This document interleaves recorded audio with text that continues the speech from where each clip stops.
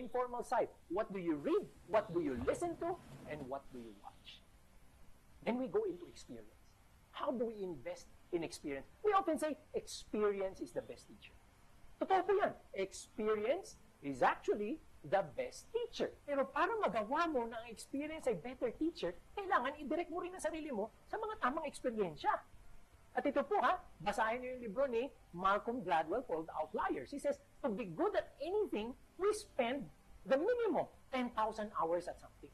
So, yung pinaggugulan daw natin ng panahon, 10,000 hours, sigurado magiging magaling tayo doon. And totoo nga naman, if you're going to look at the best athletes, you're going to look at the best professionals, the best people in any field, makikita nyo, yan yung naggugol na matagal na panahon to be an expert in whatever arena that they are part of. So, doon sila pumili ng experience. And when we're thinking about experiences, we have to dictate the kind of exposure we want. Saan ka mag-i-expose? At ito po, 3 bagay lang din.